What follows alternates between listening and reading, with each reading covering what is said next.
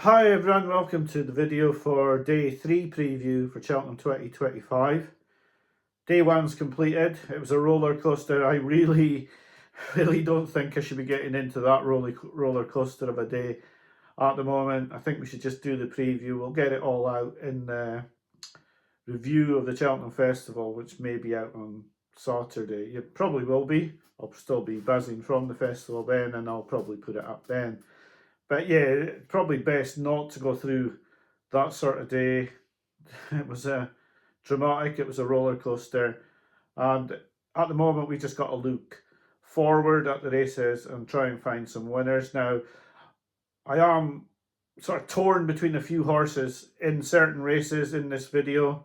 So hopefully you'll be understanding of that. I'm still at Tuesday night at 10:30 and not absolutely certain on certain horses whether I'll choose between two or so I've just talked about all the horses I fancy, and then if I do have a bet, I'll narrow it down to the one horse in the bet video. There is also a bet put up tonight, bet 4, and you can look at that video if you want. Well, I'll tell you what the bet was anyway. It was £30 on Founder 50 in the Champion Chase at 12-1. So yeah, I'll get on with the preview just now, and we'll talk about how all the races have gone on Saturday, rather than me talk about day 1 when we haven't even started day 2 yet. So I hope you enjoyed the video, and I hope you're having some winners at the moment at the festival. And I'll just get straight on with the preview now. Mayor's Hurdle, Town End on Aurora Vega. Very strange. Everyone thought he'd be on Muir for the Close Satin Racing Club, and he's not, so he must fancy Aurora Vega. He wouldn't have been on Caroline Bamboo because that's JP's horse. The one that interests me the most is Galileo Dame. Second in the Spring Juvenile. Expected to go to the Triumph Hurdle. I think there was a bit of a argument between the owners and the trainer, but the trainer looks like he's got his wish, because I believe the owners wanted to go to the Triumph, but I think the trainer and that thought that she'd have a better chance in here. I think she has got a serious chance in here. I've never really taken a 6.5. I think it's because she beats a horse who always loses in Colomita. Maureen being not on Townend's radar, that puts me off her. So I think for a bet I'd be between Galileo Dame, who I was hoping to get a better price on, but I can see her being a possible bet. She'd be the selection. Caroline Bamboo has got a good chance as well. And Aurora Vega clearly has a chance if Townend's picked her over the horse who's been favourite all winter. So I think the selection would be just Galileo Dame for me, but I wouldn't put you off Aurora Vega or Caroline Bamboo. But I think Galileo Dame getting the weight, she could be the bet here. In the Novice Handicap Chase, I did look at the final field thinking, well, where's the good horse here? At the moment, I will be honest, I'm between a couple. I think Nürburgring's been nailed to the floor. I'm going to have to watch his races again. Is his jumping up to it? If it is, I think he could be a good bet. Firefox, his jumping is up to it for sure, but he's going to be giving away a stone to Nürburgring. And Answer to Cave, who got put up in the weights a lot last time out for a win, and that could be the stumbling block between him winning and losing, going up the extra weight. I do wonder if that's going to be just a little bit too much for him. Nürburgring has clearly been aimed at this. He was finished 4th in the Triumph last season, and that was a strong triumph where Majbara, who should have won today but made errors, won. Kargesi was second. So that's a strong piece of form. I think he could be something that I'll be looking at 6-1. But I have to have a little bit more look at this race. But when I spoke to Steve in the preview videos that we did a week ago, we both talked about Nürburgring. I don't think it's as strong as I would have thought. I would be, I think, at the moment, between Nürburgring and Firefox. I'm not convinced that Firefox will stay, and he's got to give away a stone. So I would imagine at the moment that my bet in this race would be Nürburgring, and he will be my selection in the race at present. Now, if I do come up and put a bet off on Firefox, I don't want people piling in. I am not quite sure, but I want to get the previews up so people get a chance to watch them. I think the selection is Nürburgring, but I am looking at a couple others in the race as well. In the Pertemps, I'm sort of going off Jericho de Repine. He's the sort of horse that's either going to win this easily or he's just going to bomb out, because he's a quirky sort of horse, and I don't think he's the type that's going to battle too hard.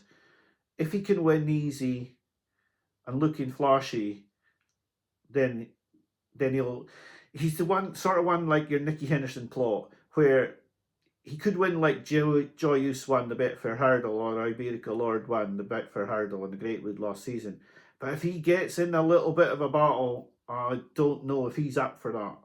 I'm not convinced in a battle, and I'm not sure about Nico in a battle either. I think I'll have to leave him as the favourite. I don't think I can risk it on him. The two that I am between are the horse that all the Shrewdies are on, including a few that I speak to a lot, and that's Feet of a Dancer. A lot of people like this. I know that Steve likes it on Smoking Cheltenham. He put a bigger stake than he normally puts up on his bets on this, and I can see it. I can see the angle for this one, and the only other one that I've looked at is the horse that beat it in the qualifier at Leopardstown, and that's Win Some Lose Some, because he won with a lot in hand as well. So at the moment, I think I'd be between Win Some Lose Some and Feet of a Dancer. I would think that I'm going to put one of those two up as a bet, but at the moment, I can't say I've picked between them.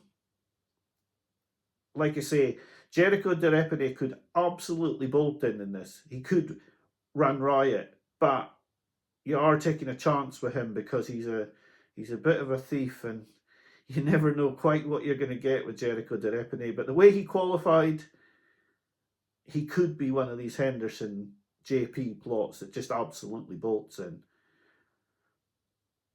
But I think I'll probably, in truth, stick with a selection of either Win Some, Lose Some, or Feet of a Dancer.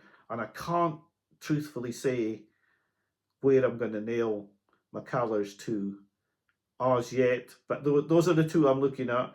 And you'll see in the bet videos, if I put a bet up, you'll see which one that I'm going to go for. The Ryanair, I don't really have a big view. It does look like Fact to File is going to win this race. He's a short price favourite. He's got fantastic form at this distance. Ile Francais is coming here. He nearly won the King George over 3 miles, so coming back 4 furlongs, he would look the obvious choice. But he hasn't raced at Cheltenham. He looks like he likes flat tracks. You would think that going down 4 furlongs would suit him. I'm just not utterly convinced by that.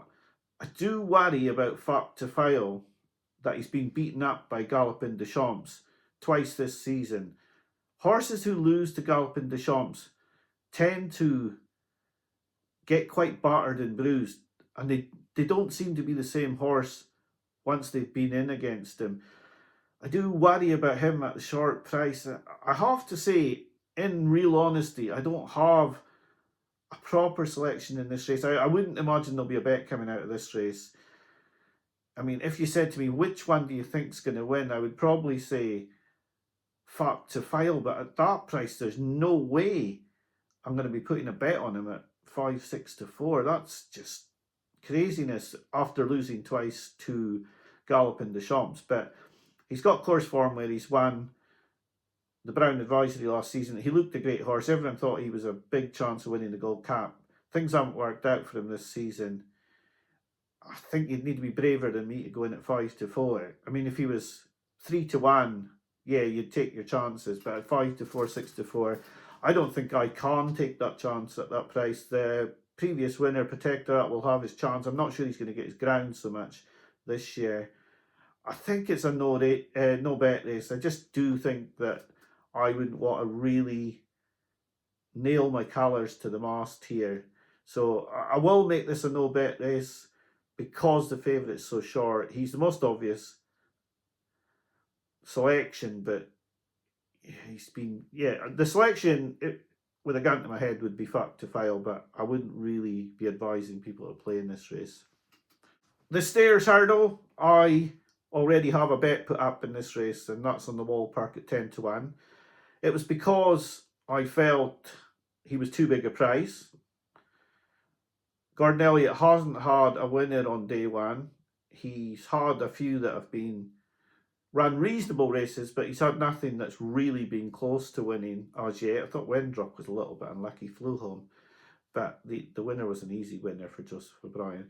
So at the moment in this race, I've got the bet on the Wall Park. Now, he's already got the favourite in Tehupu. I wouldn't be wanting to get involved in him at that price.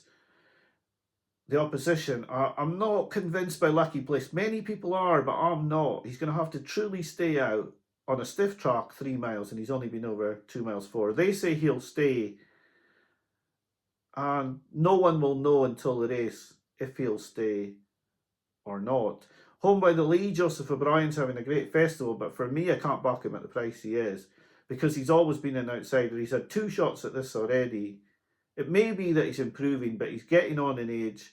He's had 2 shots at this, and this is the shortest price he's going to go off. And I can't bring myself to be thinking about him for a bet. So the Wall Park's won a Pertemps. I've put up my reasoning for putting him up as a bet. I thought he was too big at 10-1. I am putting up bets that I want value, but they've got to have a chance of winning as well. And this was bet 2, £40 to win at 10-1. Now, if he wins, and he has got a chance, JP didn't buy this horse and put him in the Stairs Hurdle because he had no chance. He could have won the Pertemps off a mark of 152, I think. He was probably quite a, good thing for the Pertemps, but they've taken their chances in here.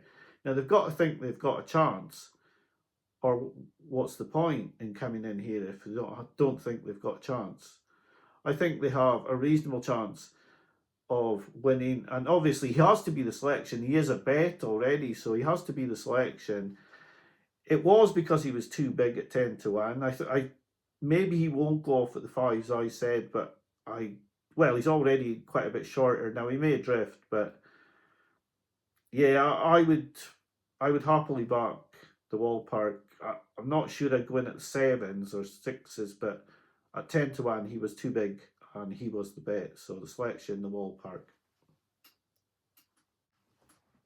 The plate, Jaguars in here. He was probably going to go for the novice handicap chase, but he's been shunted in here.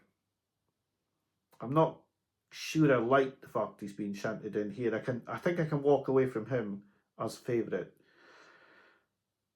Looked at 3 in this race. Jordans, who I talked about on the preview with Steve, that are on the Smoking Cheltenham channel. He finished really strongly, and I felt he was trying to get a handicap mark when he was second to Impere Pass.